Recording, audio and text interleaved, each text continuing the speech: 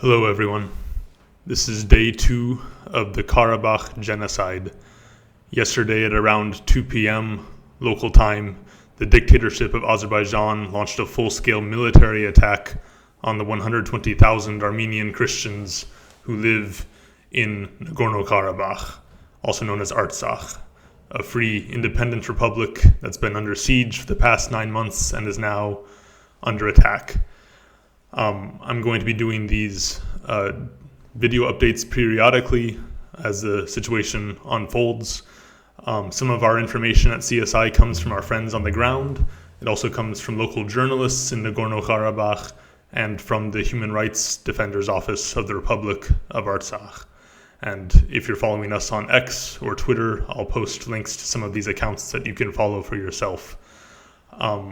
I'm going to try to bring us up to date on what's happened in the last, now 18 hours, and then give a little bit of history of this conflict in case you're new to this, in case you're not quite sure what's going on in this region or why there's a genocide now of Armenian Christians. According to the reports that we have, at least 16 villages have now had to be completely evacuated of their population. Some 7,000 people have fled their homes. The population of Stepanakert, the capital city, spent the night in the bomb shelters.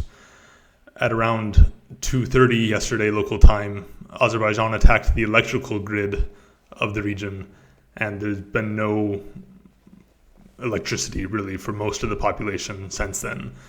So people are going to, we're afraid, slowly start to lose contact as their cell phones lose their battery.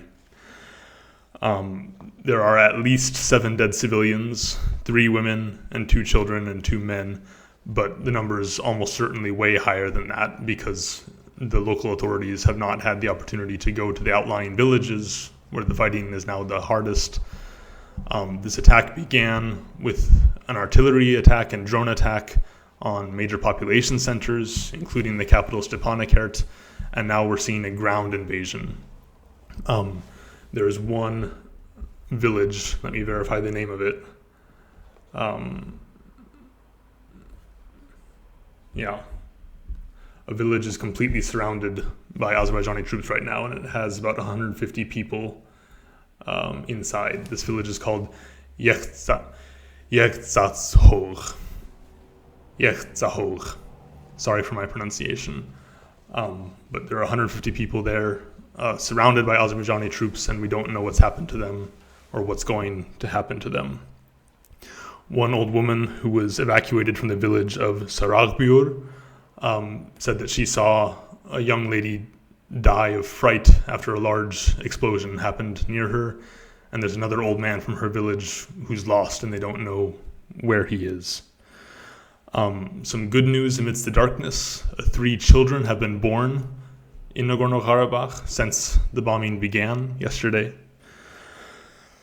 This is really a remarkable event in many ways, but one of the ways in which it's remarkable is that this population has been under siege for 9 months now, and for the past 2.5 months, that siege has been total. So no food and no medicine from the outside world has been coming into Nagorno-Karabakh because of Azerbaijan's siege. So imagine the cruelty of this and the cowardice of this. Azerbaijan has waited 9 months until the population was so hungry and so desperate, and now they're starting this war. And it's been observed in several quarters. It doesn't really seem necessary. If Azerbaijan just wants the land and wants to get rid of the people, they could just continue the siege until people just have to leave out of hunger and desperation. But instead they've chosen to start a military conflict. It's as if they need blood, they need a fight, they need a military conflict in some way. In the past few weeks leading up to this, we've seen Azerbaijani media, Azerbaijani social media, but also state media, television channels, universities even, publicizing an upside-down A as like a logo or a signal for a new military campaign. Upside-down A for upside-down Armenia, apparently. That's reminiscent of the Russian Z used to signify their war against Ukraine.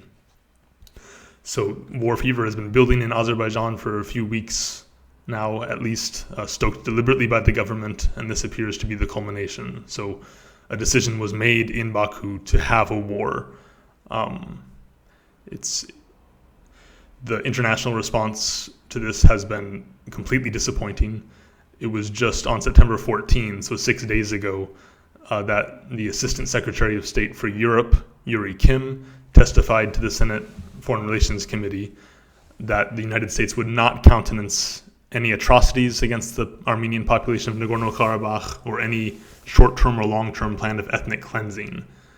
And now we're seeing it in action. For the first 8 hours of this war, the State Department, the U.S., had nothing to say. And when they did release a statement, they said simply that they're deeply concerned.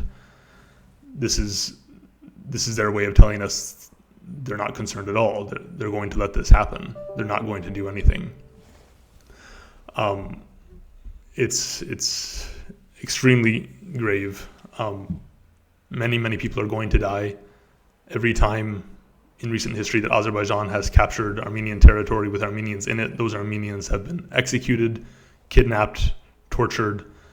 This is a society that has been marinating in anti-Armenian hatred for a long, long time, and we cannot expect anything other than massacres here. Massacres and mass displacement. Let me then backtrack a little bit. The history of this conflict. It is not as long as some people might think. It's about 120 years old. And we really have to start the story with the Armenian Genocide.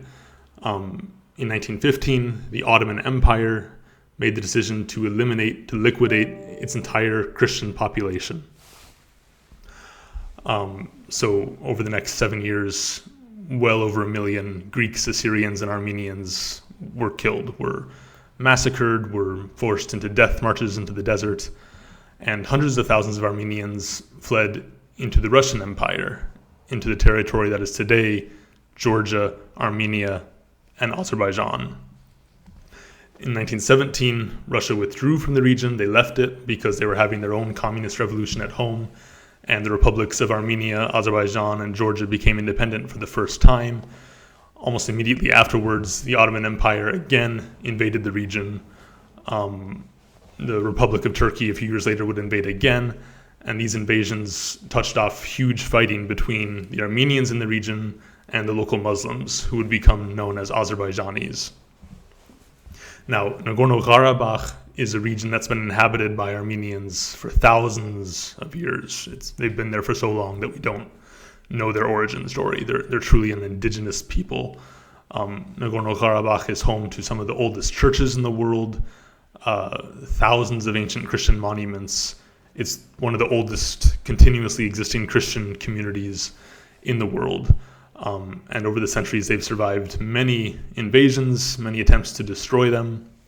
So after the Ottoman Genocide, when the Ottoman Empire invaded this region called the Caucasus, where Armenia and Azerbaijan and Georgia lie, Nagorno-Karabakh became a scene of fighting between Armenia and Azerbaijan, both of whom claimed it. The population was almost entirely Armenian, but Azerbaijan had some cultural claims on it, some economic interest in it, and so they tried to take it for themselves with the help of the Ottomans and the Turkish Republic. What happened in the end was the Russians came back, they conquered the region, and they integrated Armenia, Azerbaijan, and Georgia into the Soviet Union. And Joseph Stalin, when he was Commissioner of Nationalities for the Soviet Union, took Nagorno-Karabakh with its 95% Armenian population and put it inside the Soviet Republic of Azerbaijan.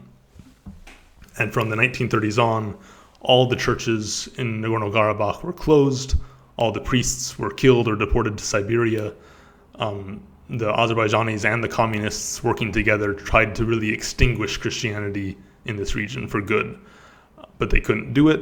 And when the Soviet Union began to break apart in the late 1980s, the Armenians of Nagorno-Karabakh stood up and they demanded to reopen their churches, and they demanded either to join Armenia or to become an independent republic. And in fact, in 1991, they voted as a people to become an independent republic. The Soviet Union and Azerbaijan responded by trying to destroy the Armenian population of Nagorno-Karabakh. There were large-scale ethnic cleansing in regions like Shukmanian, large-scale killings and massacres of Armenians, but the Armenians fought back. The Republic of Armenia eventually came to their aid, and in 1994 the war ended with Nagorno-Karabakh becoming an independent democratic republic. It was not recognized as an independent country by any other country in the world, but it was in reality an existing state, a real democracy, a real country. That lasted until 2020, when Azerbaijan launched a new war of aggression against Nagorno-Karabakh. And in this war, they killed thousands of people, and they retook much of the territory that the Armenians had gained in the 90s. And the war only stopped when Russia stepped in and imposed a ceasefire on Azerbaijan. And as a condition of that ceasefire, the Armenian army had to withdraw from the region, and they were replaced by Russian peacekeepers who were mandated to protect the Armenian population and to make sure that Nagorno-Karabakh had an open road to the Republic of Armenia. That very tenuous situation largely held until Russia invaded Ukraine last year. And ever since then, Azerbaijan has been testing the waters, attacking Armenians in big ways and small, trying to see what they could get away with. And then in December last year, they cut the road linking Nagorno-Karabakh to Armenia, the only road that linked Nagorno-Karabakh to the outside world, the road that the ceasefire agreement demanded be held open and that it be protected by Russian peacekeepers. But the Russian peacekeepers did not react, they did not protect the road, and the siege has continued for the past 9 months. And what we've been seeing since yesterday is the final campaign by Azerbaijan to really once and for all destroy the Armenian population of Nagorno-Karabakh and take the land for themselves. We don't know exactly what form that will take yet. Azerbaijan has been texting people in the region, urging them to leave, saying that it's safe to leave through the same road that Azerbaijan has been blocking for the past 9 months. We don't have confirmation yet that that's actually the case. But either way, Azerbaijan is trying to get rid of the Armenians through violence, through violent ethnic cleansing, through genocide. It's more than a probability of atrocities here. It's basically a certainty. Every time Azerbaijan has captured Armenian land in the past 7 years, there have been atrocities against Armenians. It's going to happen again. It could be large-scale massacres. So that is where we're at right now. One of the oldest parts of the first Christian nation in the world is about to be destroyed, and the world seems content to look on and watch it happen. Please pray for our brothers and sisters in Nagorno-Karabakh. CSI is mobilizing aid to help the flow of refugees that we expect to come from Nagorno-Karabakh into Armenia. If you'd like to support those efforts, we'd be very grateful and humbled. There are also many other organizations that are doing great work to support Armenians from Karabakh, including our partner organization, Armenian Caritas, and others. So please, it seems like a hopeless situation, but please don't look away. Please spread the news. If you're in the United States, call President Biden, call your representatives, call your senators, tell them that this issue matters to you, that you want them to act to stop this new genocide. Azerbaijan is a military ally of the United States. They get military aid from the United States. Their relationship with the United States is very important to them. It is in the power of the United States to stop this if they really want to. So it is worth it to call your representatives, to call the president. The same is true if you're a citizen of the United Kingdom. There are some countries like France that seem to be taking a positive role, but they're far too weak on their own to really make a difference here. But please don't look away. Please remember the Armenians, and we'll have more updates for you as we can. What we know for sure is that this is not the end of the Armenian people. Their story will continue, and we will continue to stand in solidarity with them for as long as they face this mortal threat to their existence from Turkey and from Azerbaijan. Thanks very much, and God bless you.